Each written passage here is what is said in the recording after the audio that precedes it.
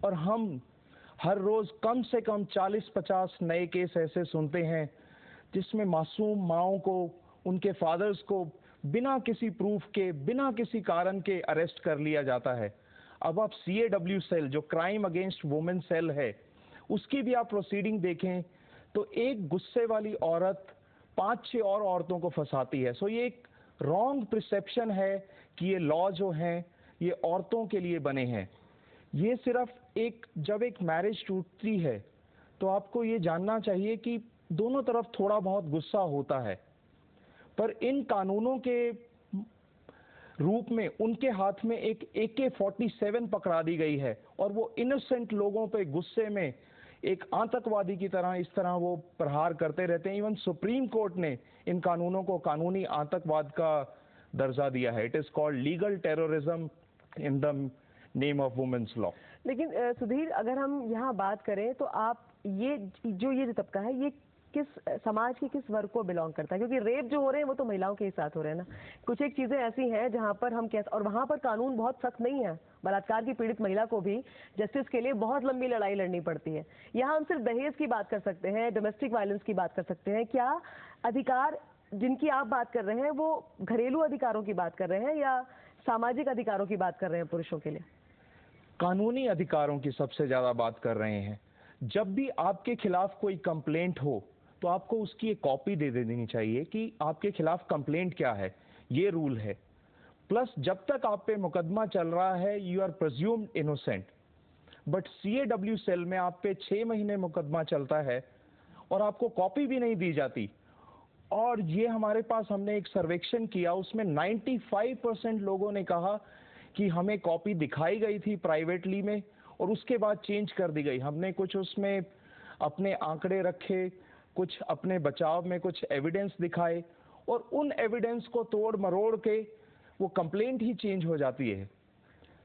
That is totally एक हैवानियत का नंगा नाच होता है CAW सेल्स में।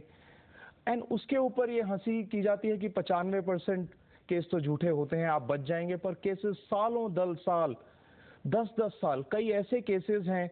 एक हस्बैंड बहुत अच्छी नौकरी पे था, किसी एक्सीडेंट में वो विकलांग हो गया। उसकी जो, इवन मुझे उन औरतों को मैं बीवी भी नहीं कहना चाहूंगा, they are just legal wives, because उन औरतों को बीवी और इवन औरत भी कहना अच्छी बीवियों और अच्छी औरतों के साथ एक नाइंसाफी है। कानून में किस तरह के बदलाव हो? आप कह रहे हैं कानून जो है वो पुरुषों को सपोर्ट नहीं करते हैं, और ऐसे में किस तरह के बदलाव की जरूरत है, इस पर चर्चा हम सुधीर से करेंगे। महिलाओं पर किस तरह के अत्याचार हो रहे हैं, उनके अधिकारों की बात भी होगी। आज हम बात कर रहे हैं पुरुषों के अधिकारों की, मांग की जा रही है कि उनके साथ भी कुछ रियायत बरती जाए और उनके अधिकारों को लेकर भी सजग हुआ जाए। उस पर हम चर्चा कर रहे हैं, बात करेंगे। एक छोटे से ब्रेक के बाद हम लौटते हैं। सुधीर आनंद जी हमारे साथ मौजूद है।